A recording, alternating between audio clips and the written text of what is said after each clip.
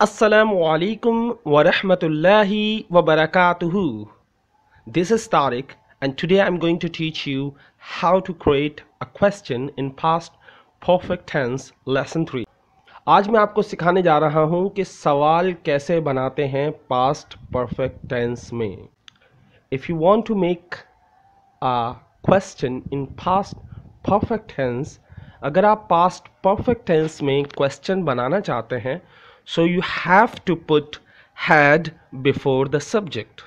तो आपको क्या करना होता है, सब्जेक्ट से पहले had का इस्तेमाल करना होता है. किस तरह, इसका स्ट्रक्चर देखें. had plus subject plus third form plus object. So you have to remember this structure to make a question. So had plus subject plus third form plus object. याद हो गया आपको ये? Now let's get started. चलें शुरू करते हैं. सबसे पहला जुमला देखें. So यहाँ पर जो had है वो थर्ड फॉर्म है. फर्स्ट had helping verb है and the second had is third form. जो दूसरा had है वो थर्ड फॉर्म है. Had you had fever? अगर मैं इसको प्रेजेंट में बनाता हूँ तो क्या बनाता हूँ? Do you have fever? क्या तुम्हें बुखार है? पास्ट में बनाता तो Did you have fever? क्या तुम्हें बुखार था? और यहाँ पे बनाता हूँ क्या तुम्हें बुखार था? Had you had fever? मेहमानों के आने से पहले क्या तुम्हें बुखार था? Had you had fever before guest came? मेहमानों के आने से पहले क्या तुम्हें बुखार था? अगला देखिए. Had you driven a car when you were there? Had you driven a car when you were there? जब तुम वहाँ थे तो क्या तुमने गाड़ी चलाई थी? जहाँ यहाँ पे हैड जो है वो हेल्पिंग वर्ब है, ड्रिवन जो है वो थर्ड फॉर्म है ड्राइव की, और कार ऑब्जेक्ट है, यू सब्जेक्ट है. सो अगला देखते हैं. Had you been there before? Been का मैं बार बार कहता हूँ, इस बीन के मामले में गलती मत कीजिएगा. बीन का मतलब होता है जाकर आना, यानी आप होकर आए हो. इसका कॉन्सेप्ट ये होता है कि आप वहाँ गए और वहाँ से होकर आए. तो had you been there before, तो इसकी क्या उर्दू होगी? क्या तुम वहाँ पहले गए थे, या क्या तुम वहाँ पहले जाकर आए थे? तो दे आर टू उर्दू. क्या तुम वहाँ गए थे पहले, या क्या तुम वहाँ पहले जाकर आए थे. सो बीन टू का मतलब होता है जाकर आना. तो हम अक्सर ये बात मेंशन नहीं करते कि जाकर आए, हम सिर्फ बोलते हैं गए थे. हम सिर्फ सवाल करना चाहते हैं यस और no. This is called yes और no question. Okay, so had you been there before, क्या तुम पहले वहाँ होकर आए. Had he closed windows? Had he closed windows? क्या उसने खिड़कियां बंद कर दी थीं? क्या उसने खिड़कियां बंद कर दी थीं? फर्स्ट हमने हैड इस्तेमाल किया हेल्पिंग वर्ब, उसके बाद ही इस्तेमाल किया सब्जेक्ट, उसके बाद हमने थर्ड फॉर्म क्लोज्ड इस्तेमाल किया और विंडोज यानी ऑब्जेक्ट इस्तेमाल किया. Had we gone there? क्या हम वहाँ गए थे? Had helping verb, we subject, gone third form, go की थर्ड फॉर्म क्या होती है? गॉन. देयर वहाँ. So had we gone there? क्या हम वहाँ गए थे? Had she cooked food? Had she cooked food? क्या उसने खाना पकाया था? अब आप ये भी कह सकते हैं, फॉर एग्जाम्पल आप किसी से सवाल करना चाह रहे हैं क्या उसने तुम्हारे लिए खाना बनाया था. So had she cooked food for you? क्या उसने तुम्हारे लिए खाना बनाया था? नो, नॉट एट ऑल, नहीं, बिल्कुल नहीं बनाया था। ओके, नेक्स्ट देखते हैं। Had you been there before? Had you been there before? क्या तुम पहले भी वहां होकर आए थे? क्या तुम वहां पहले भी होकर आए थे? Had you been there before? क्या तुम वहां पहले भी होकर आए थे? यहाँ पर had का मतलब है possession, Malkiyat. First had is a helping verb. Second had is third form as a state verb. Let's see. Had you had money? क्या तुम्हारे पास पैसे थे? कहते हैं ना, I have money, मेरे पास पैसे हैं। You have money, तुम्हारे पास पैसे हैं। Do you have money? क्या तुम्हारे पास पैसे हैं? इसी तरह पास में हम बनाते हैं I had money, कि मेरे पास पैसे थे। सो हैड वहाँ पर सेकंड फॉर्म के लिए इस्तेमाल होता है, और थर्ड फॉर्म भी हैव की हैड होती है। सो हैड यू हैड मनी? क्या तुम्हारे पास पैसे थे? व्हेन आई केम, जब मैं आया था। जब मैं आया था तुम्हारे पास पैसे थे। Had you had money when I came? जब मैं आया था क्या तुम्हारे पास पैसे थे? And the last one, had you eaten at that restaurant before today? Had you eaten at that restaurant before today?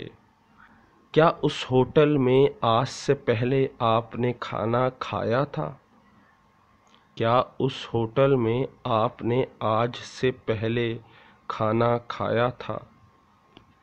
Had you eaten at that restaurant before today? Now it's time for assignment.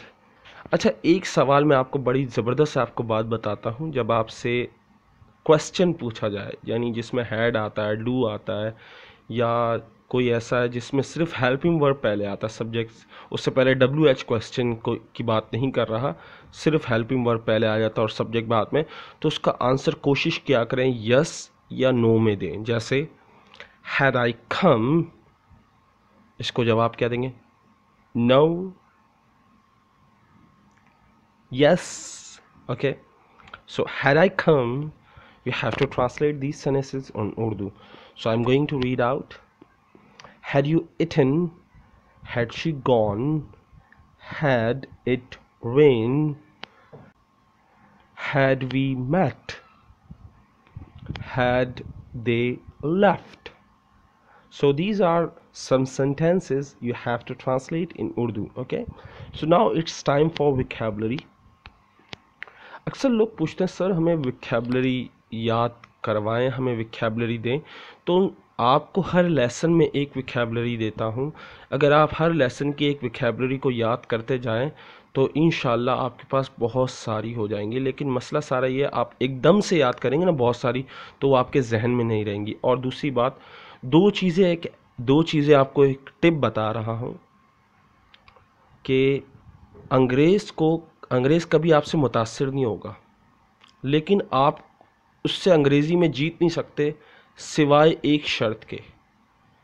एक काम आप कर लें तो अंग्रेज़ आपसे impress 99% हो जाता है, या वो ये समझता है कि आपसे नहीं जीत सकता।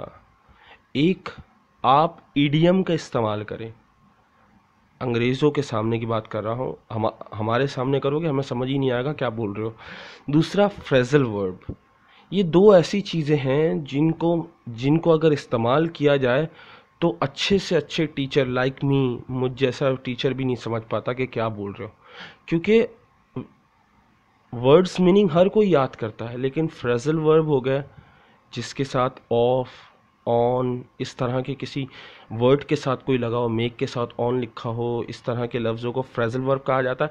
या ईडियम का इस्तेमाल करें तो ये दो चीज़ें जो होती हैं ये बहुत ज़्यादा सामने वाले को बोलती बंद कर देती हैं। सामने वाला अंग्रेज़, फॉर एग्ज़ाम्पल मैं अगर आपसे मुहावरे में बात करूं उर्दू में तो आप नहीं कर सकोगे। तो ये चीज़ होती है, सामने वाले को अगर कोई बहुत ज़्यादा आपको तंग कर रहा है, बहुत ज़्यादा इंग्लिश झाड़ रहा है, तो आप उसके सामने सिर्फ बेइज्जती के लिए नहीं, अकेले में उसके सामने फ्रेजल वर्ब का इस्तेमाल करें, ईडियम का इस्तेमाल करें, ताकि वो आपको तंग करना छोड़ दे या खुद टेंशन में आ जाए ये क्या बोल रहा है। सही है। So let get started. Vocabulary of the day, हम बात करते हैं विकैबुलरी की मेक ऑफ। अगर आप इसका मतलब मुझे बता दें मेक ऑफ, तो मैं कहता हूँ आप, अगर मेक का मतलब होता है बनाना, ऑफ का मतलब होता है कुछ भी नहीं। ओके, सो मेक ऑफ का मतलब होता है कोई चीज़ समझना या किसी को समझना। मेक ऑफ का मतलब होता है किसी चीज़ को समझना या किसी बंदे को समझना। सो अगर मैं आपसे ये कहूँ what do you make of this news. Nawaz Sharif को जब जेल में डाला गया तो मैं ये सवाल कर रहा था अपने साथ बैठे हुए शख्स से, what do you make of this news. आप इस खबर से क्या समझे, आप इस खबर से क्या समझे। देखें यहाँ पे अंडरस्टैंड का लफ्ज़ कहीं नहीं आया। यही चीज़ मैं आपको बताना चाह रहा हूँ कि फ्रेजल वर्ब को याद करें और मेरे सामने मत इस्तेमाल करिएगा, मैं अभी सीख रहा हूँ, थोड़े थोड़े लफ्ज़ सीख रहा हूँ तो आपको बता रहा हूँ। खैर, so what do you make of this news, आप इस खबर से क्या समझे। सही है। तो I hope you will use this phrasal verb in front of some people who wants to insult you, जो आपकी इंसल्ट करना चाहते हैं, उनके सामने लाजमी ऐसे लफ्ज़ों का इस्तेमाल करें। सही है। सो मेक ऑफ का मतलब क्या हुआ, किसी चीज़ को या किसी पार्टिकुलर चीज़ को या किसी रास्ते को, कोई भी चीज़ को या किसी बंदे को समझने के लिए इस्तेमाल किया जाता है मेक ऑफ। ओके, इसमें डबल एफ नहीं है, याद रखिएगा, ये डबल एफ वाला ऑफ नहीं है, एक ऑफ वाला है। सही है। So now it's time for cute of the day. मेरी कोशिश ये रहती है सुनहरी अल्फाज ऐसे लाऊं जिससे आपको कुछ सीखने को मिले। So forgive people in your life, अपनी ज़िंदगी में लोगों को माफ़ कर दें, even those who are not sorry for their actions, जिन्हें अपनी गलती पर शर्मिंदगी नहीं है या जिन्हें अपनी गलती का एहसास नहीं है या जो आपसे अपनी गलती की माफ़ी नहीं मांगते, उन्हें भी आप माफ़ कर दें अपनी ज़िंदगी में। होल्डिंग ऑन, ये देखें एक और लफ्ज़ आ रहा, होल्डिंग ऑन टू एंगर, गुस्से को रखना, अंदर दबाकर गुस्से को रखना। Holding on to anger only hurts you, ये जो गुस्से को अंदर दबा के रखना होता ना, ये सिर्फ आपको तकलीफ देता है, नॉट दैम, उन्हें नहीं। उन्हें खुशी होती है आप टेंशन में हो, परेशानी में हो, आप दुख में हो, आप गुस्से में हो, उन्हें इससे परवाह नहीं होती। आप अपने आप को तकलीफ दे रहे हो, तो अपनी सेहत को तकलीफ दे रहे होते। सो फॉरगिव, माफ़ कर दें, पीपल इन योर लाइफ, अपनी ज़िंदगी में लोगों को माफ़ कर दें, उन लोगों को भी जिनको अपनी गलती पे पछतावा नहीं है, उन लोगों को भी माफ़ कर दें जिन्हें अपनी गलती पर शर्मिंदगी नहीं है, जो आपसे माफ़ी नहीं मांगते, उन्हें भी माफ़ कर दें। होल्डिंग ऑन टू एंगर, बजाय इसके कि आप गुस्से में रहें, तकलीफ़ में रहें, परेशानी में रहें, क्योंकि आप भुला नहीं पा रहे, आप उसे माफ़, ये बात तो आप मान लें कि अल्लाह इंसाफ करने वालों में से है। तो अपना जो है माफ़ करें लोगों को, और अपना जो है अपना जो गुस्सा है उसको छोड़ें, अपनी तकलीफ़ को छोड़ दें, जाने दें, जो हो गया सो हो गया, एक नई ज़िंदगी शुरू करें, खुश रहें, आबाद रहें और तकलीफ़ों वाले लोगों से दूर रहें, ऐसे लोगों से दूर रहें जो आपको तकलीफ़ देते हैं। Now it's time for question of the day. What do you make of this lesson? आपने इस लेसन में क्या समझा? Do you think you can speak English now? क्या आप सोचते हैं आप इंग्लिश बोल सकते हैं अब? If you can, so please let me know. अगर आप बोल सकते हैं तो मुझे ज़रूर बताएं। Don't forget to like and share this video if you like this video. भूलिएगा मत लाइक करना और शेयर करना इस वीडियो को।